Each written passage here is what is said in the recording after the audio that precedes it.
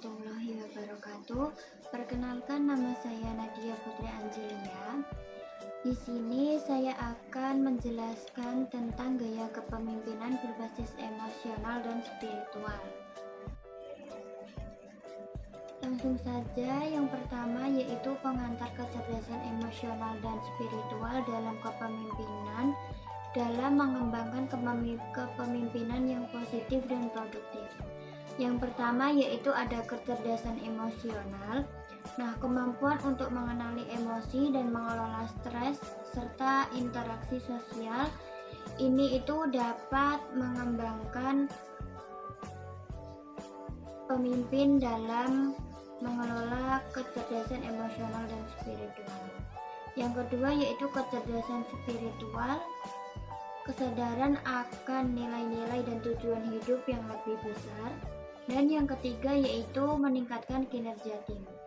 Nah, pemimpin yang memiliki kecerdasan emosional yang tinggi dapat meningkatkan kinerja tim hingga 20%. Yang kedua yaitu mengapa kecerdasan emosional penting dalam kepemimpinan. Nah, karena yang pertama yaitu dapat meningkatkan komunikasi. Pemimpin dengan kecerdasan emosional dapat berkomunikasi secara efektif dengan tim dan dapat menciptakan lingkungan kerja yang kolaboratif. Nah, yang kedua penting karena dapat mengelola konflik. Kecerdasan emosional memungkinkan pemimpin untuk menghadapi dan menyelesaikan konflik secara konstruktif, meminimalkan dampak negatif. Dan yang ketiga yaitu dapat membangun hubungan. Nah, pemimpin yang memiliki kecerdasan emosional yang tinggi dapat membangun hubungan yang kuat dan saling percaya dengan anggota tim. Contohnya yaitu seorang CEO yang menggunakan kecerdasan emosional dalam bernegosiasi dapat menciptakan kesepakatan yang lebih baik dalam mitra bisnisnya. Selanjutnya yaitu peran kecerdasan spiritual dalam kepemimpinan berbasis nilai. Aspek yang pertama yaitu ada kesadaran diri. Nah, pemimpin spiritual itu memahami diri sendiri dan dampaknya terhadap orang lain. Sedangkan pemimpin tradisional itu berfokus pada hasil dan tujuannya. Aspek yang kedua yaitu ada nilai-nilai inti. Kalau pemimpin spiritual itu memimpin berdasarkan prinsip dan nilai-nilai yang kuat, sedangkan pemimpin tradisional memimpin berdasarkan keuntungan dan hasilnya. Aspek yang ketiga yaitu visi yang inspiratif. Untuk pemimpin spiritual menciptakan visi yang motivasi dan memberi makna kepada tim.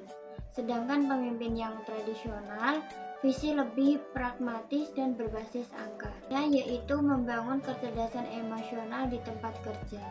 Strategi untuk meningkatkan keterampilan emosional karyawan yang pertama yaitu mengadakan pelatihan dan workshop. Mengadakan pelatihan untuk meningkatkan keterampilan emosional karyawan dapat membangun kinerja karyawan lebih baik lagi. Yang kedua yaitu memberikan feedback. Nah, menerapkan sistem umpan balik untuk meningkatkan kesadaran diri individu. Yang ketiga, program mentoring. Mendorong. Selanjutnya yaitu mengatasi tantangan dalam menerapkan kecerdasan emosional dan spiritual. Strategi untuk meningkatkan kesadaran dan adaptasi karyawan yang pertama yaitu resistensi terhadap perubahan. Nah, karyawan mungkin enggan untuk beradaptasi dengan konsep baru, tetapi dengan adanya konsep baru dapat memberikan dampak yang bagus terhadap perusahaan. Yang kedua yaitu kurangnya kesadaran. Tidak semua pemimpin menyadari pentingnya kecerdasan emosional dalam kepemimpinan. Yang ketiga yaitu budaya perusahaan yang kaku. Lingkungan tidak mendukung dapat menghambat pengembangan emosional karyawan. Yang ketiga yaitu edukasi tim. Mengedukasi tim tentang manfaat kecerdasan emosional dan spiritual untuk meningkatkan penerimaan. Selanjutnya yaitu dampak positif kecerdasan emosional dan spiritual pada kinerja tim. Yang pertama yaitu keterlibatan karyawan. Nah, karyawan yang terlibat dalam pekerjaan mereka cenderung lebih produktif dan kontribusi lebih besar kepada tim. Yang kedua, inovasi. Lingkungan kerja yang mendukung kreativitas memfasilitasi inovasi memungkinkan tim untuk menemukan solusi baru. Yang ketiga yaitu kepuasan kerja. Nah, karyawan dengan kecerdasan emosional yang baik merasa lebih puas dan berkomitmen terhadap kerja mereka. Ya, yang terakhir yaitu ada statistik keterlibatan. Perusahaan yang dipimpin oleh individu yang memiliki kecerdasan emosional yang tinggi menunjukkan keterlibatan karyawan 50% lebih tinggi. Selanjutnya yaitu ada kecerdasan emosional dalam pengambilan keputusan. Yang pertama ada analisis emosional. Nah, mempertimbangkan emosi dalam proses pengembalian keputusan untuk hasil yang lebih baik.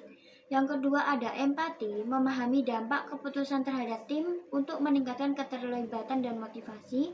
Dan yang ketiga ada keseimbangan rasional dan emosional. Nah, ini itu menggabungkan data dan intuisi untuk pengambilan keputusan yang lebih efektif. Selanjutnya yaitu ada kecerdasan strategi pengembangan kecerdasan spiritual dalam kepemimpinan. Yang pertama ada refleksi diri. Pemimpin perlu meluangkan waktu untuk merenungkan nilai-nilai dan tujuan mereka. Yang kedua, keterlibatan dalam komunitas. Berpartisipasi dalam kegiatan sosial dan spiritual untuk memperluas perspektif. Yang ketiga yaitu pembelajaran berkelanjutan. Pemimpin harus terus belajar mengenai prinsip-prinsip spiritual dan kepemimpinan agar kepemimpinan tersebut dapat berjalan lebih efektif. Berikut adalah materi yang dapat saya sampaikan. Mohon maaf bila ada kata yang kurang berkenan. Sekian dari saya. Terima kasih. Wassalamualaikum warahmatullahi wabarakatuh.